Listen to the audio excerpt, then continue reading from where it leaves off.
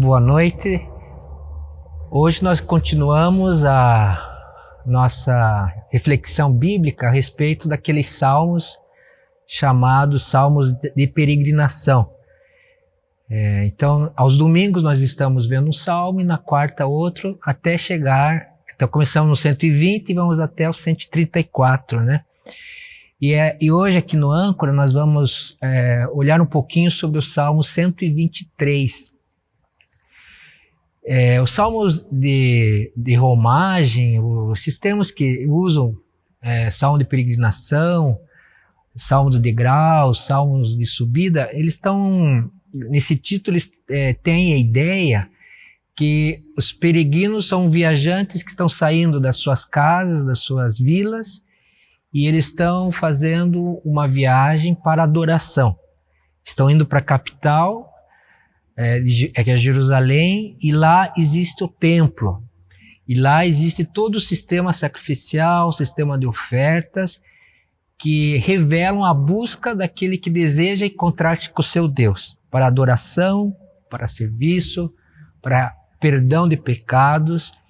E essas peregrinações tinham datas mais ou menos marcadas nas festas, nas grandes festas do povo hebraico, né? Festa das tendas, a festa da Páscoa, a festa do Pentecostes.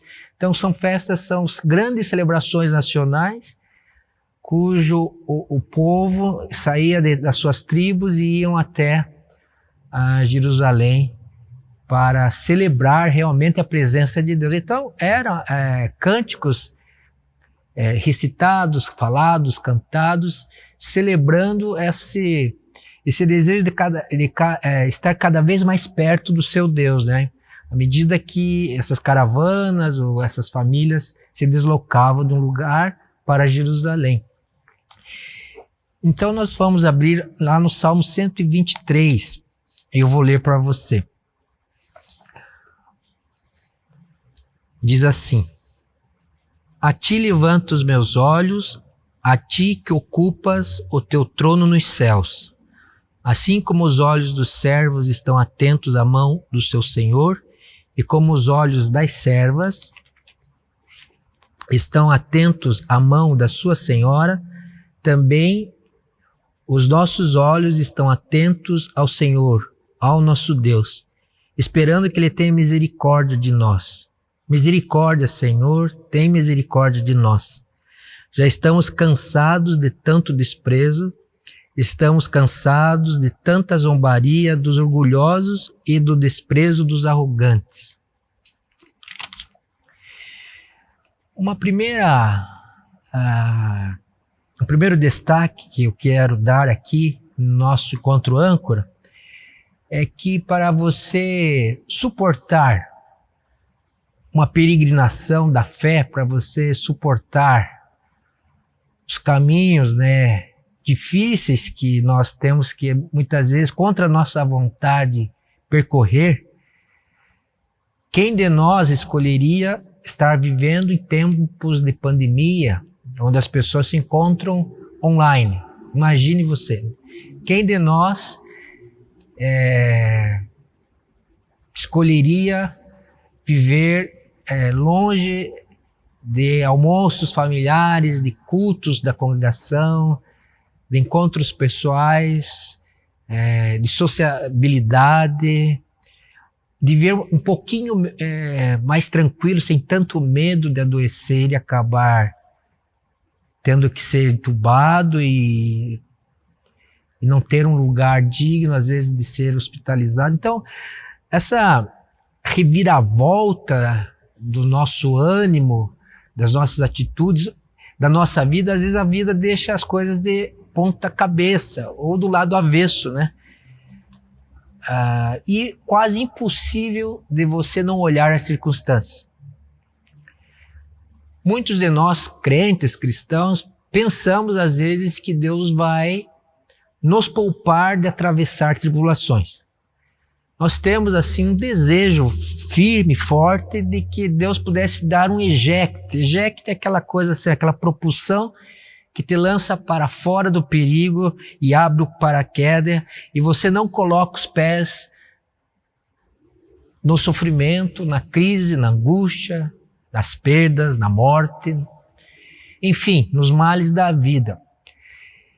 E os salmos que nós estamos vendo, apesar de serem salmos que estão indo para o encontro de Deus, celebrando a sua presença, buscando, colocando as vozes, entoando louvores enquanto viajam, esses salmos trazem, pelo menos o 121 que nós vimos a semana passada e o 123 que estamos nessa semana, ele tem essa expressão erguer os olhos, elevo os olhos. E elevar os olhos, né, é uma expressão que mostra que os olhos, eles impactam a vida, porque é através dos olhos que nós vamos perceber que há a refração e há o processo de luz. Se você está com os olhos fechados, ou se você está nas trevas, nas sombras da Bíblia.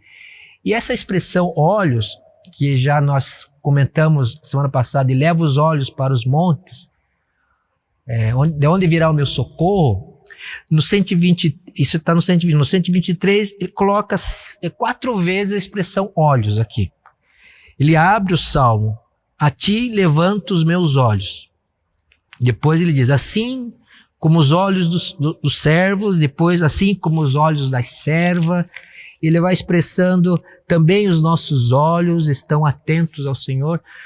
A expressão olhar, ela é uma expressão de certa força no nosso vocabulário. Por exemplo, quando se diz para uma pessoa, essa pessoa tem visão, né?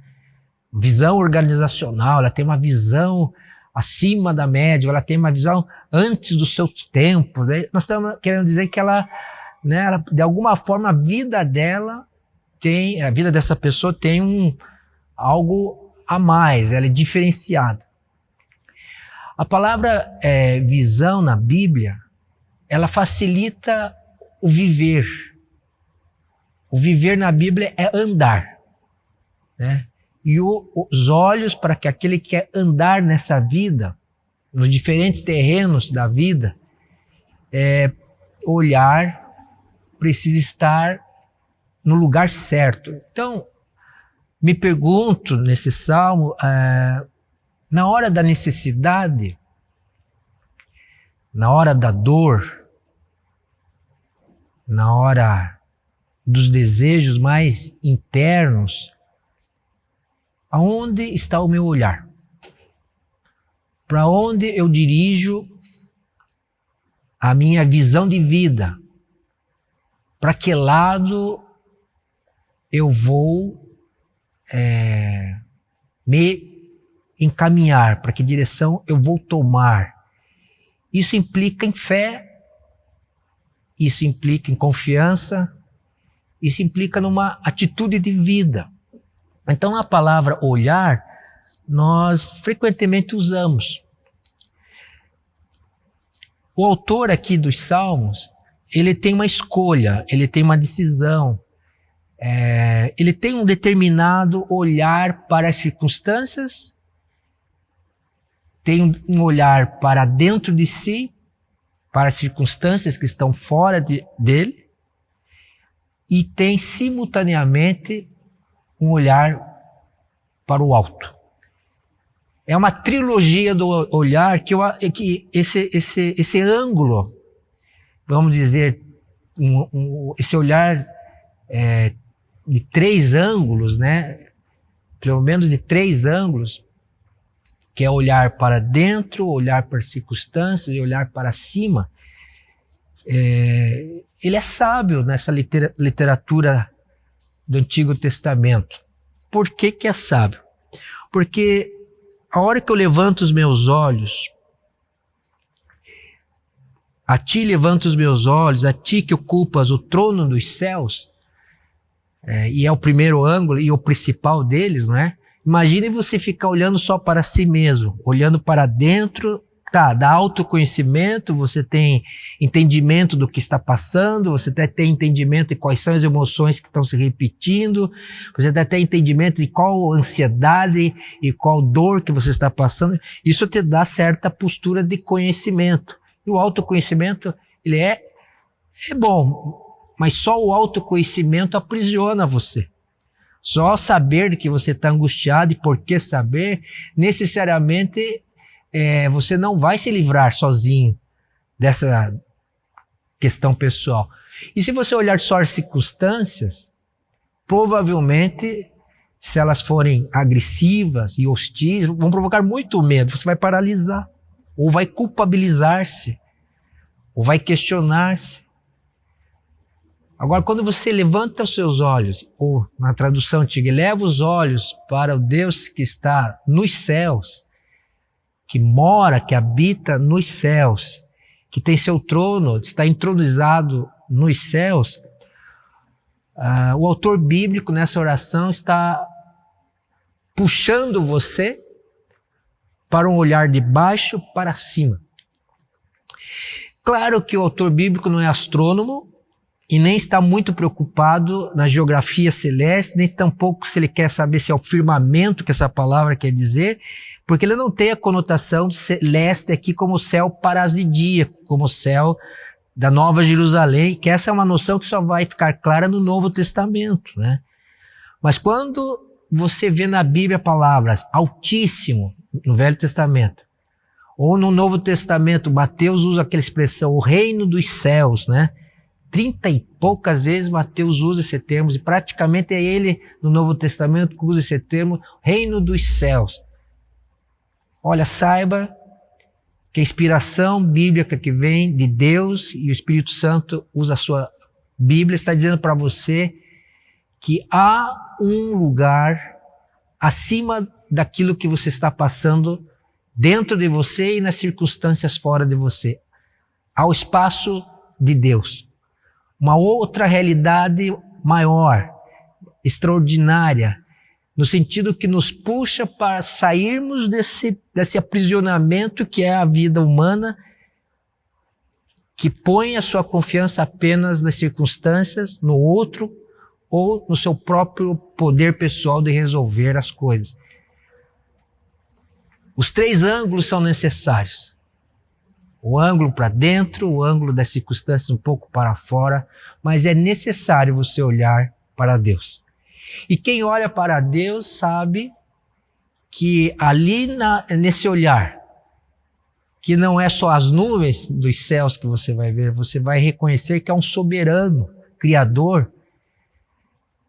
Você vai começar a reconhecer que é alguém, uma dimensão perfeita, uma onipotência e uma força, coragem e ânimo para aqueles que estão carentes nesse momento. Se você está necessitado aí do outro lado, desejoso de socorro, precisando e vendo a sua situação precária, e eu gosto muito da palavra precário, né? Sempre tenho comentado com quem acompanha o Âncora, palavra precária do latim da origem a palavra prece.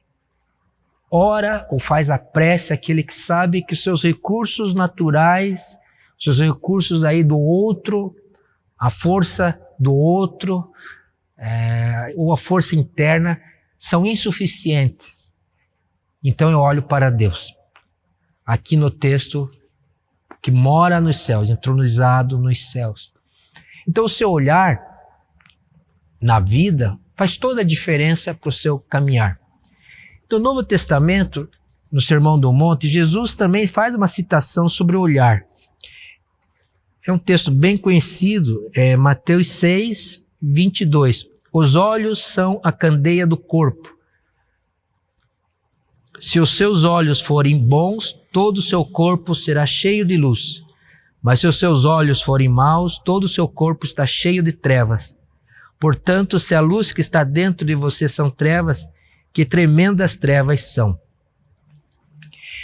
O contexto que Jesus está falando aqui é onde está o seu tesouro, estará o seu coração. Lembra dessa frase? Os olhos dão essa possibilidade de iluminação para que o corpo haja no ambiente, para que haja locomoção, que haja movimentação, escolhas, direções, norteamento, básico para trazer assim sustentação. Se os seus olhos estão dispersos, estão tateando e olhando para tudo que é lado, você vai tatear porque o seu olhar está perdido. E aí às vezes tem essa expressão, olhar distante, olhar perdido, olhar confuso, olhar como se fosse olhar, pudesse expressar o que a alma está trazendo consigo. Eu penso que nós podemos até ter olhar confuso, olhar perdido, olhar angustiado, lágrimas saem do olhar, até talvez em alguns momentos você possa sentir em trevas, abatido e desanimado. Mas ao perceber, levante seus olhos para quem pode socorrer. O Senhor Jesus pode. Os salmos são orações. Salmos são os cânticos. A alma que olha para si e vê trevas, ela deve ser desafiada a dobrar o seu joelho ou dobrar o seu coração numa prece e dizer: ó Senhor, eu estou precisando de ajuda, de socorro. Então o olhar para não viver nas trevas, esse olhar que Jesus diz, é o olhar que entesourou o reino de Deus no seu coração. Fé. Olhar da fé. Olhar da fé traz a súplica, olhar da fé traz a oração. E sabe, quanto mais eu vejo e quanto mais eu percebo as minhas perturbações emocionais, as minhas dúvidas, os meus sofrimentos, quanto mais eu percebo que isso afeta dentro de mim, e eu olho que há recursos externos e que Deus os use, mas não coloco toda a minha fé nisso, apesar de nós somos livres para usá-los, quanto mais parece que a gente está apertado por dentro, e quanto mais a gente desconfia que quem está fora possa realmente solucionar, muito mais a gente ora. Muito mais ânimo de olhar para o trono da graça, o trono dos céus, o trono onde Jesus está intercedendo por nós. Então, não é à toa e não é por acaso que para o crente as provações nos levam à intimidade, à busca, nos levam a celebrar um Deus que está entronizado acima das provas, muito acima das provas. Mas antes de continuarmos aqui no Salmo 123, aqui há um perigo de interpretação que pode ser um perigo de atitude aí na sua vida cristã, de peregrino. Ora, se Deus está entronizado acima dos céus, então pode ser que ele esteja alheio às coisas da terra. Pode ser que ele esteja distante, a ideia de distanciamento, de indiferença, a ideia que um Deus que está longínquo, longe demais das minhas perturbações mais íntimas, ou das coisas do dia a dia da minha vida que estão saindo do controle. Não caia nessa interpretação, que ela é errônea. O Deus que está entronizado é para mostrar, é uma metáfora, uma imagem dos céus, uma imagem do Deus Todo-Poderoso, soberano. Mas os seus pés estão na terra através de Cristo, que viveu todo o sofrimento humano e derramou o Espírito Santo. O Espírito Santo está na igreja de Jesus, ele está na terra. O mundo não é pior porque Deus está aqui, entre nós, em nós e a favor de nós. Por isso, louvado seja o nome de Deus, porque nós temos um Deus de longe, mas temos um Deus de perto, um Deus íntimo, que mora no coração do crente. O salmista segue, além da expressão olhos aqui, quero chamar a sua atenção para que ele faz uma comparação a serviçais aqui. Então, o segundo ponto, como é bom ter uma atitude de servo, de serviçal, talvez pudéssemos até dizer de um escravo, né? Porque ele faz assim a seguinte comparação. Assim como, quando se tem a expressão assim como, é apenas uma comparação. Assim como os olhos dos servos estão atentos às mãos do seu senhor, e os olhos da serva estão atentos à mão da sua senhora, também nós, os nossos olhos estão atentos ao Senhor, ao nosso Deus. A atenção aqui é prontidão. É como o Eugene Peterson coloca na tradução dele, que ele suspendeu o oxigênio dele, o ar, como se ele para de respirar e fica com aquela fixação, né? Na antiga tradução de Almeida, os meus olhos estão fitos em Deus, é uma expressão mais antiga. Mas a ideia que o Eugene Peterson na mensagem dá é que para-se tudo, até a respiração, se segura a respiração porque você está realmente olhando para as mãos daquele que pode e quer tocar na sua vida. As mãos do Senhor são livres. As mãos do Senhor são ternas. As mãos do Senhor são aconchegantes.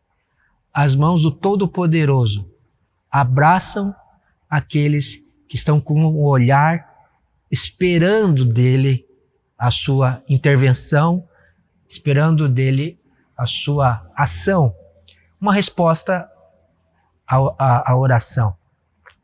E essa questão de servo, de serviço, essa postura, você pode imaginar realmente, como o texto diz, assim como uma pessoa que tem a sua vida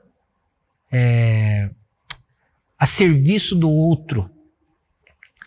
É como o olhar do servo que está esperando o patrão fazer a solicitação, a recomendação que o patrão, o chefe vai dar, o seu dono vai dar. Ele está com a sua atenciosidade e a sua prontidão focados, né? Ele está focado em Deus. E não há melhor vida do que estar focado na pessoa de Deus. E no que ele está, esse movimento de focar a visão, a atitude de atenciosidade, o salmista diz, bom, em terceiro lugar, ele está esperando que ele tenha misericórdia de nós. Ele usa a palavra misericórdia 3 vezes aqui.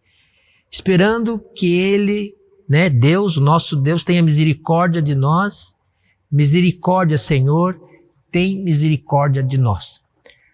Nós temos uma leitura, e o âncora, a gente fez uma boa leitura de alguns textos do Velho Testamento. Parece que a gente tem a tendência de interpretar Deus do Velho Testamento como se fosse muito diferente de Jesus do Novo Testamento. E a tendência é que a gente olha os textos do Velho Testamento por causa das guerras, das batalhas, das lutas, de algumas coisas assim que envolvem matança e cidades pelejando ali pela conquista das cidades. A gente tende a entender que não, Deus... Mas do Velho Testamento parece que é um Deus mais punitivo, um Deus mais, será, carrancudo. Eu penso que, na verdade, a gente interpreta Deus muito pelas imagens mentais que nós temos, possivelmente vindo da nossa infância, das autoridades da nossa vida, quem sabe do nosso pai terreno. Eu não sei, mas o Deus que o salmista está dizendo aqui é o Deus que se revela no Velho Testamento sempre misericordioso também, justo também, bondoso também, com seus planos tremendos de poder, de livramento também. Então a misericórdia já está desde a criação, é um ato de bondade, de amor.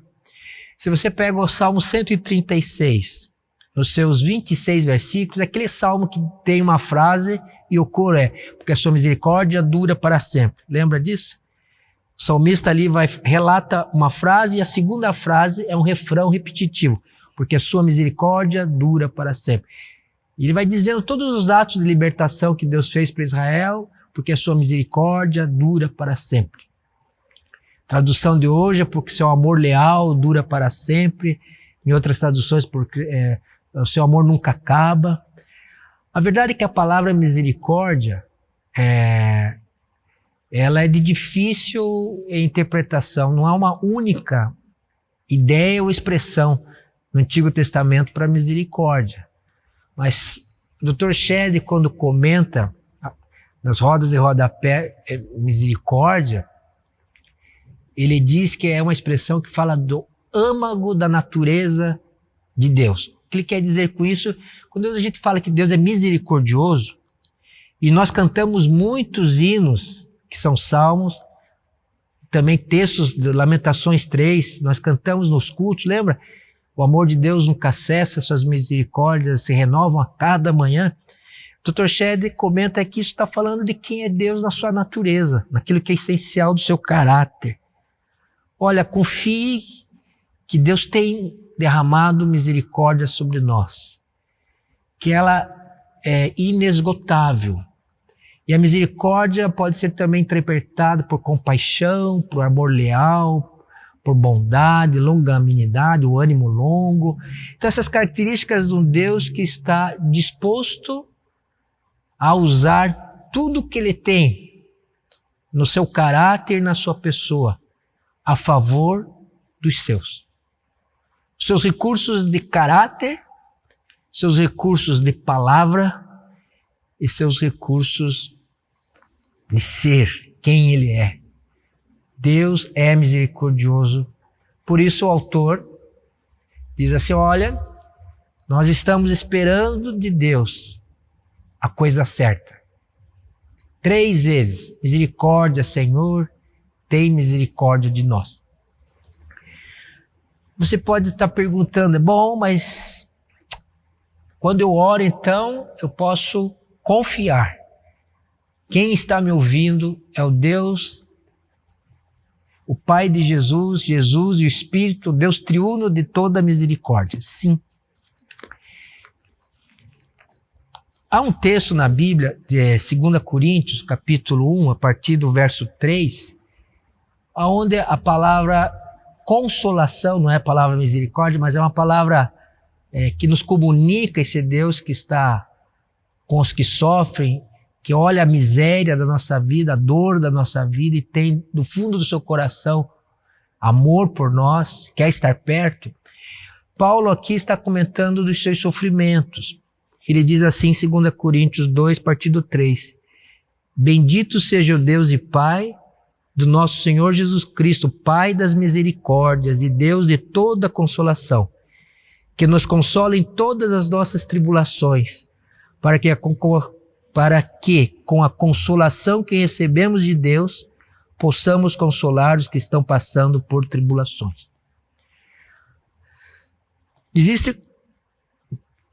Grifei no mínimo 10 citações aqui nesse capítulo 3, indo até o versículo 11, se você ler o texto todo, a palavra consolação.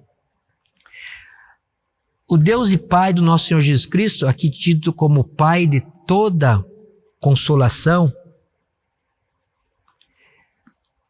esse texto ele equilibra o termo consolação com a realidade do termo tribulação. Não há necessidade de um Pai de misericórdia, que é o Pai do nosso Senhor Jesus Cristo, que é o Deus do Velho e do Novo Testamento e de hoje também. Não há necessidade de Paulo falar tanta consolação se ele não passasse por tanta tribulação. Não há necessidade dele contrabalançar a palavra consolação e dizer, olha, nesse texto eu passei por uma tribulação tão grande que eu pensei que minha vida tinha ido para o fim, morrido, que estava perto da morte. Então Paulo está dizendo assim que a vida dele atravessava muitos e diferentes momentos de grande tribulação. Muito sofrimento necessita de grande e muita consolação. Então, a palavra misericórdia entra nessa atuação do Espírito Santo, que é consolador. Ele consola porque é o Deus de toda consolação. Ele consola porque os seus filhos vão passar por diferentes períodos de tribulação. Então o salmista também nos coloca a misericórdia. Ele fala 3 vezes, Senhor, tenha misericórdia. Ele coloca a palavra misericórdia equilibrando com a palavra opressão desse servo que está esperando a boa mão do seu Senhor atuar. Que sabe você esteja esperando por misericórdia também. Olha como ele contrabalança a palavra no versículo 4. Estamos cansados de tanta zombaria dos orgulhosos e dos desprezos dos arrogantes. Já estamos cansados. A palavra cansado é a palavra aqui no Salmo de tribulação, de opressão. E ele está oprimido, saturado em outra tradução, uma quantidade muito grande de desprezo. Se há uma dor assim que realmente a nossa alma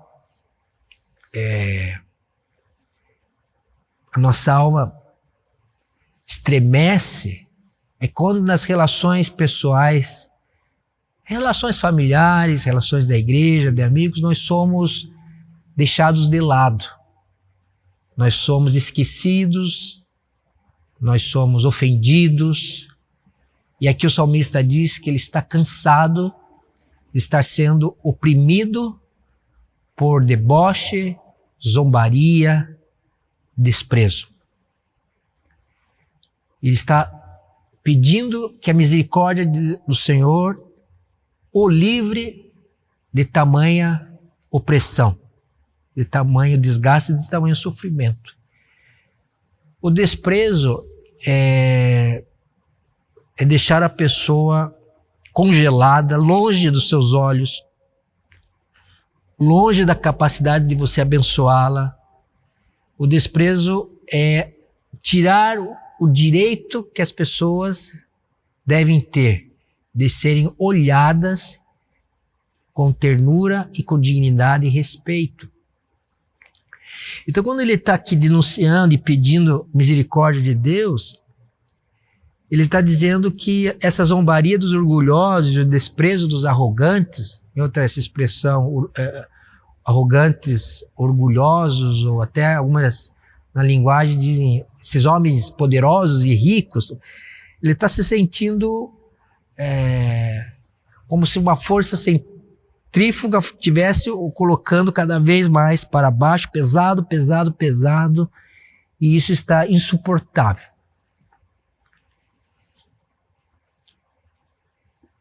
No texto de 2 Coríntios, capítulo 1, Paulo então faz esse balanço, que o salmista também está fazendo aqui, e que eu e você devemos fazer na nossa vida.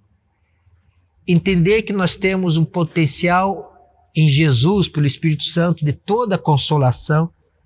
O texto de Paulo diz, ele é Pai das misericórdias e Deus de toda consolação, o Pai do Senhor Jesus Cristo. Nós temos que reconhecer que esse abraço e essa presença fraterna acompanha os atribulados, acompanha os que estão com o coração sensíveis pelo desprezo, pela dor, pelo abandono, pela rejeição. E o que acontece no final do Salmo? Bom, o final do Salmo não tem um final conclusivo da cena. Não diz assim que o texto de Paulo tem. Se você olhar 2 Coríntios, ele vai mostrando que o Deus de toda consolação vai fazê-los incentivar a permanecerem na fé. Parece que o Salmo diz assim, já estamos cansados, e termina o Salmo. Seria bom, né, se de uma forma hipotética, houvesse mais um versículozinho ali dizendo, então, agora que nós clamamos, porque os oprimidos clamam, né? Então essa oração, assim, nesse final está mais para um clamor intenso, Senhor, chega disso, nós não aguentamos mais esses homens arrogantes, nos desprezando, que você pudesse pôr um acréscimo. Então, depois dos dias ali, eles ficaram fartos de paz e esses homens foram tirados da cena e o caminho se abriu como o mar vermelho se abriu e o povo passou. É essa a nossa expectativa na oração, na verdade. Ele não faz isso porque não é necessário, porque quando eu canto a Deus, eu dobro o meu coração e vou para a oração de súplica, que é intensa. Ali está todo o meu coração. E eu espero por misericórdia nesse Deus que está entronizado, como no começo do Salmo. Eu levanto ali, a oração feita com fé, eu levanto na esperança. Por isso que a esperança é a âncora da alma, né? Quando eu levanto desses encontros com Deus, eu posso saber que algo já está acontecendo na minha vida, no meu coração. Mesmo que os arrogantes, eu posso vê-los na esquina, eu posso me encontrar no dia seguinte com eles, ou mesmo que a minha tribulação, eu posso saber que ela está ali, onde sempre esteve, mas eu estou diferente, porque na oração, quem muda sou eu. Na oração, no encontro com esse Pai amoroso do nosso Senhor Jesus, eu me sinto cuidado e sei que a consolação está trazendo ao meu coração a coragem para mais um dia. Bem-aventurados aqueles que são consolados por Jesus, porque eles têm a força, o ânimo e a coragem para mais um dia. Nós vamos terminar orando como fazemos cada encontro e incentivo a você a manter as suas orações, sabendo que Deus está agindo a seu favor e que a grande mudança nessas crises que nós atravessamos, talvez seu problema não suma assim que você acabou de orar ou nesse período, mas a sua vida está sendo transformada pelo Espírito de Deus enquanto você está olhando para o lugar certo, que é Deus. Senhor Deus, eu quero abençoar em nome de Jesus as pessoas que estão acompanhando essa gravação, as que ainda vão assistir. Eu peço que a tua palavra não volte vazia. Eu peço, Senhor, que essas orações dos salmos possam nos animar e incentivar a confiar no teu bom coração, na tua poderosa mão, que os nossos olhos fiquem firmes na tua direção e que o Senhor promova no nosso coração a consolação do teu Espírito, trazendo a paz que guarde as nossas mentes, guarde os nossos corações, a paz que nos faça atravessar esses dias de guerra, esses dias difíceis, em boa companhia, que é a tua companhia. Abençoa-nos, Senhor, em nome de Jesus. Amém. Terminamos aqui mais esse encontro e domingo você sabe que é o próximo salmo que você vai ouvir no culto, tá bom? Até semana que vem.